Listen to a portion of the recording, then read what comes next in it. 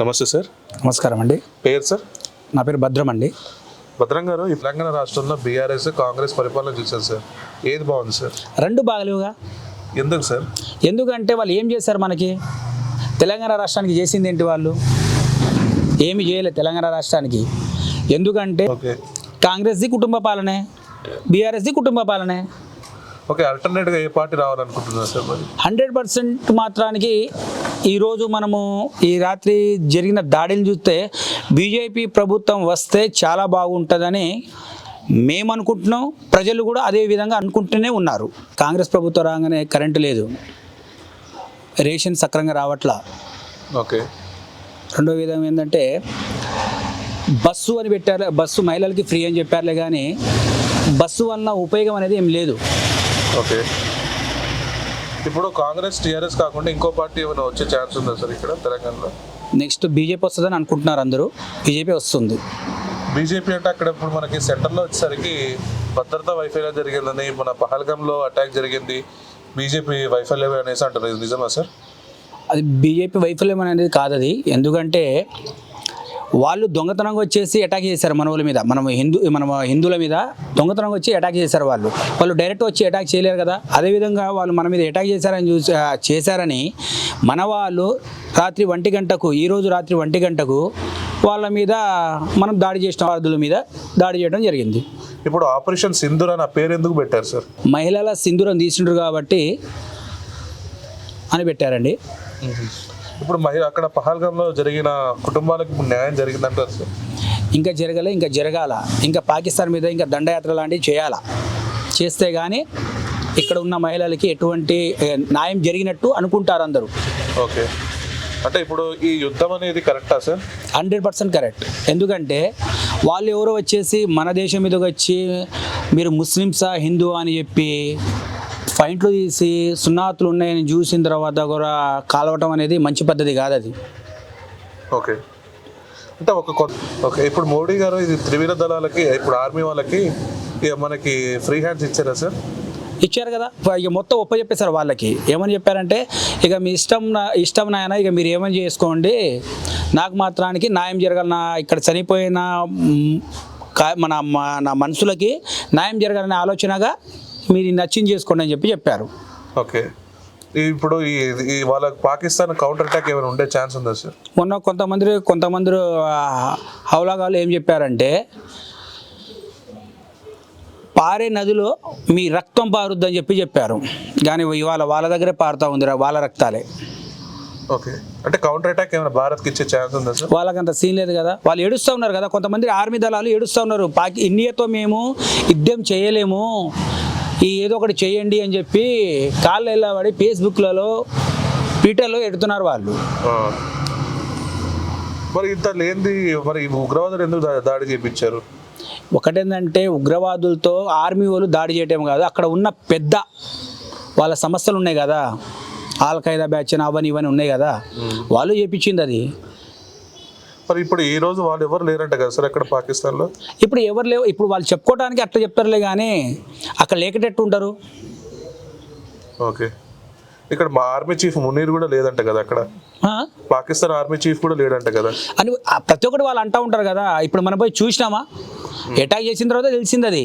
Okay, ఇప్పుడు వాడు attack మనం చేసినాం కాబట్టి వాళ్ళు చెప్పుకుంటున్నారు అది. వీళ్ళు లేరు, వాళ్ళు లేరు, ఎల్లలేరు, పుల్లలేరు అని చెప్తున్నారు వాళ్ళు. ఇప్పుడు మునీర్ లేకపోతే ఈరోజు ఆ పాకిస్తాన్ దళాలు మనము ఆయుధాలు పట్టుకొని ఎట్లా రెడీగా ఉంటారు? మనం యుద్ధం చేయడానికి రెడీగా ఉన్నప్పుడు వాళ్ళు ఎట్లా యుద్ధం చేయడానికి రెడీగా ఉన్నారు? వాళ్ళు వీళ్ళతో మనం ఇండియా వాళ్ళు దాడి చేయగానే భయపడి అందరు పారిపోయారు. ఎందుకంటే ఏమొచ్చి ఇప్పుడు కొంతమంది ఏంటంటే అక్కడ ప్రధాని ఉన్నాడు, నా పిల్లలు నా వంశం సక్రంగా ఉండాలని చెప్పేసి వేరే దేశానికి పంపించేశారు వాళ్ళు భయపడి. ఏ టైంలో దాడి జరుగుద్దో తెలియదని భయంతో ఏ టైంలో అటాక్ చేస్తారో అని వాళ్ళకి అర్థం కాక వాళ్ళ వేరే దేశాలకు పంపించేశారు వాళ్ళ పిల్లల్ని. వాళ్ళు కూడా పారిపోయారు. మామూలుగా ఏమైనా మాట్లాడితే మాత్రానికి వెనక ఒక పెద్ద గ్రాఫిక్ పెట్టుకొని నేను పాకిస్తాన్లో ఉన్నా, అక్కడే ఉన్నా, మా ఇంట్లోనే ఉన్నా అని చెప్తున్నారులే, కానీ అవన్నీ ఫేక్ అండి. అవి పారిపోయారు వాళ్ళందరూ. ఇప్పుడు మోడీ ఎంత అగ్రెసివ్ స్టెప్ తీసుకోవడానికి కారణం ఏంటి సార్? Election mileage? అస్సలు అలాంటి మైలేజ్ ఆలోచించి ఉంటే ఆయన గారు, నరేంద్ర మోదీ గారు అదే ఆలోచించి ఉంటే ప్రతి ఎలక్షన్ల ముందులో ఒక యుద్ధం చేయించేటోడు, ప్రతి ఒక్కసారి ఏదో దేశానికి ఏదో అటాక్ చేసి ఏదో ఒకటి చేస్తూ ఉండేటోడు. అలాంటి ఆలోచన ఈయన మైండ్లో లేదు. మోడీ గారి ఆలోచన ఒకే ఒకటి, నేను ఉన్న నా దేశం సుఖ సంతోషంగా శామ్యంగా ఉండాలనే ఆలోచనతోనే ఆలోచించుకుంటా పరిపాలిస్తున్నారు.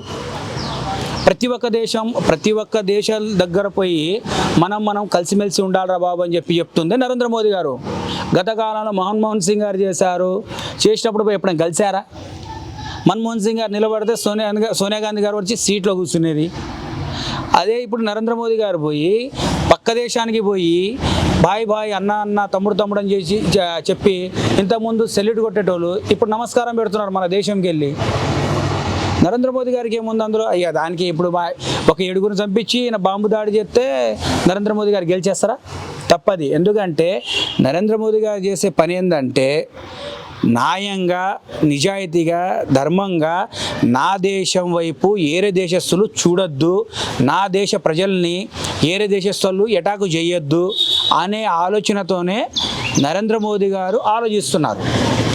మనం దానికి కొంతమంది ఏరే పార్టీ వాళ్ళు నరేంద్ర మోదీ గారు మైలేజ్ కోసం, నరేంద్ర మోదీ గారు నెక్స్ట్ టైం ప్రధాని అవ్వటానికి, నెక్స్ట్ టైం గెలవటానికి ఇవన్నీ చేపిస్తున్నారన్నట్టు మాత్రానికి 100% అబద్ధం, వాళ్ళ మూర్ఖుడు ఆలోచనలు అవి. ఇప్పుడు మన తెలంగాణలో చూస్తే సార్, కాంగ్రెస్ పార్టీ నుంచి రేవంత్ రెడ్డి కానీ అసదుద్దీన్ ఓవైసీ ఈరోజు జై హింద్ అని ట్వీట్లో ఈ అటాక్ మంచి అటాక్ అని చెప్పేసి జై హింద్ అని ట్వీట్లు చేయడం కానీ, ఇది ఏ పరిణామం చూసుకోవచ్చు సార్ ఇక్కడ తెలంగాణ రాజకీయాలు? ఇప్పుడుగా భారతదేశంలో ఉన్నారు కాబట్టి ఆ మాట చెప్పారు. వాళ్ళు చెప్పకపోతే నెక్స్ట్ టైం పరిణామాలు ఏరే రకం ఉంటుంది కదా. మరి సిద్ధరామయ్య ఎందుకు చెప్పట్లేదు సార్? కర్ణాటక మేము యుద్ధానికి కరెక్ట్గా లేము అని మాట్లాడుతున్నాడు కదా సార్. వాడు ఒక ఎదవ, వాడు హౌలాగాడు, వాడు పనికి రానోడు, వాడు మాట కూడా మనం వింటామండి. వాడు మన సిద్ధరామయ్య మొన్న పాపం ఒక మహిళ పోయి ఇది చేయండి సార్ అంటే లేచి పెళ్ళ కొట్టేసిన ఆ మహిళని. వాడి గురించి కూడా మనం ఇప్పుడు డిస్కస్ చేయాలా? వాడు పెద్ద హౌలాగాడు, వాడి గురించి డిస్కస్ చేసే అంత. పక్క రాష్ట్రంలో ఏపీ పిసిసి ప్రెసిడెంట్ షర్మిల కూడా అసలు ఇంటర్నల్ టెర్రరిస్ట్ మోడీ అంటుంది కదా, మరి దాన్ని ఏమంటారు సార్?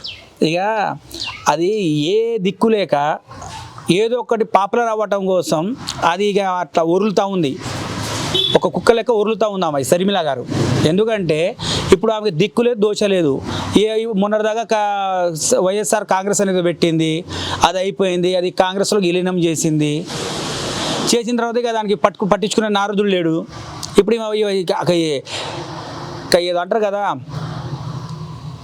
ఏదో అన్నున్న ఆకు కంట ఏమి లేని ఆకు ఎగిరిపడుద్దని, ఏమీ లేకుండా ఎగిరిపడుతుంది షర్మిల గారు. మొత్తానికి రాజకీయ మ్యారేజ్ కోసం చేస్తుంది అంటారు. 100% గతంలో వాళ్ళ నాన్నగారి పేరు చెప్పుకొనే వీళ్ళు బతికారు ఇప్పుడు దాకా.